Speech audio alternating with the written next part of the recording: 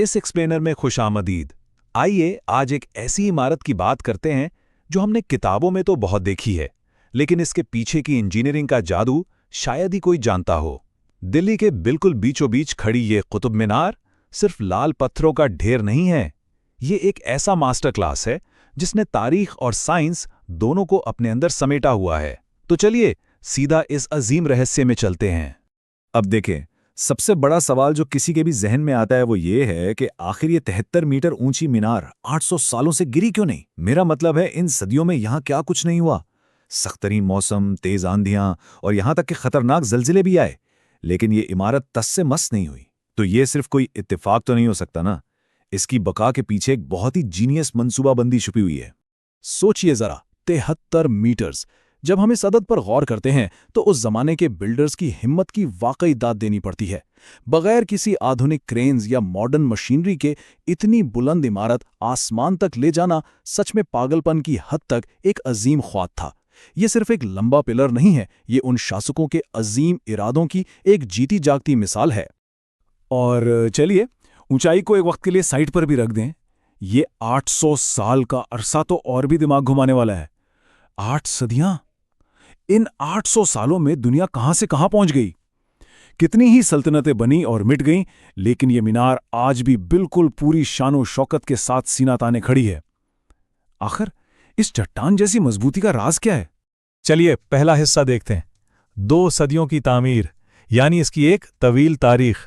इसकी कहानी किसी एक शख्स पर आकर खत्म नहीं होती। 1199 ईस्वी में कुतुबुद्दीन ऐबक ने इसकी बुनियाद रखी और पहली मंजिल बनवाई। खैर, उनका काम वहीं रुक गया।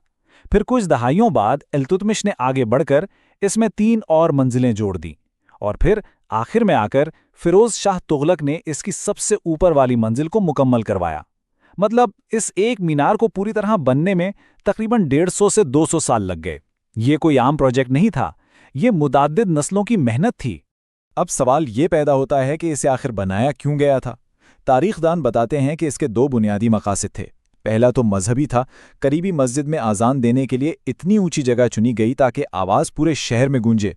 और दूसरा मकसद था अपनी ताकत का इजहार। इसे एक विजय स्तंभ यानी फतह के निशान के तौर पर खड़ा किया गया था, जो आने वाली सदियों तक अजीम फतह की याद दिलाता रहे।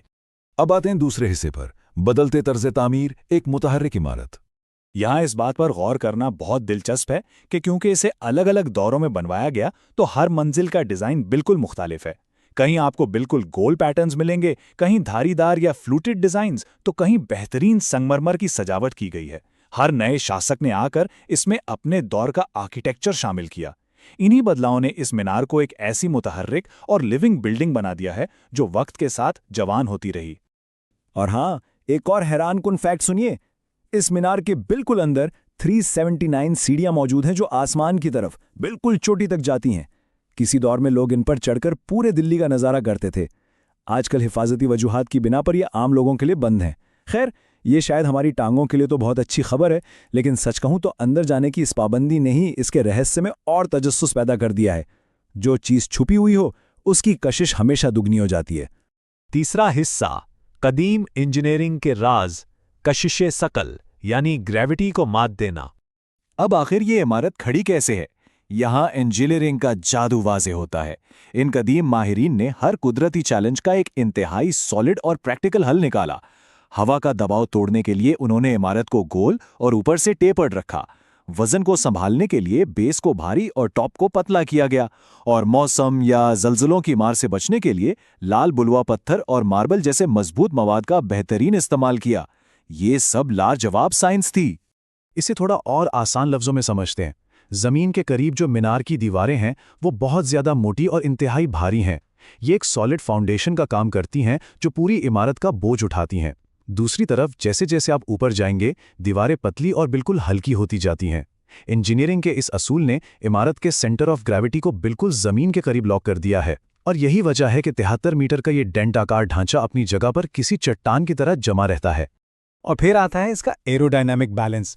इस मीनार की गोल और ऊपर से पतली होती हुई शक्ल असल में किसी जदीद डिज़ाइन से कम नहीं। जब तेज आंधियां आती हैं तो वो इस पत्थर से टकराकर इमारत को हिलाने के बजाय उन गोल किनारों से फिसल कर गुजर जाती हैं। सोचने की बात है, उस दौर के मोहरीन ने विंड इंजीनियरिंग का एक ऐसा नमूना खड़ा कर दिया जो हवा के सख्त दबाव को प्रैक्टिकली बेअसर कर देता है और पूरी मीनार का तवाज़ुन हमेशा कायम रखता है। आखिरी और चौथा हिस्सा, एक दायमी तारीखी विरसा जो सिर्फ पत्थर से कहीं ज्यादा है। तो इस सब का निचोड़ ये निकलता है कि आज ये अजीम इमारत एक यूनेस्को वर्ल्ड हेरिटेज साइट है। ये सिर्फ ईंट पत्थर का ढांचा थोड़ी है, ये तो गहरी तारीख और बेमिसाल कदीम इंजीनियरिंग का एक ऐसा यूनिक संगम है जिसे देखकर कोई भी दंग रह जाए। सदियों पुरानी मनसूबाबंदी और सख्त मेहनत का नतीजा आज भी पूरी आबोताब के साथ दुनिया के सामने जिंदा है। ये वाकई में समझने वालों के लिए एक मौजज़ा है। इस सफर के आखिर में कुतुब मीनार का ये 800 साल पुराना वजूद एक बहुत ही गहरी सोच पीछे छोड़ जाता है। अगर 8 सदियों पहले बगैर किसी मॉडर्न टेक्नोलॉजी के इंसान ऐसे लाजवाब और मुस्तहकम ढांचे खड़े कर सकता था, तो दुनिया में ऐसे और कौन से कदीम इंजीनियरिंग के राज हैं जो हमारी नज़रों के बिल्कुल सामने हैं और जिन्हें अभी तक हम पूरी तरह समझ ही नहीं पाए। ये एक ऐसी सोच है जो हमेशा नए जवाबात की तलाश पर मजबूर करती है। इस एक्सप्लेनर में हमारे साथ इस दिलचस्प सफर का हिस्सा बनने के लिए शुक्रिया।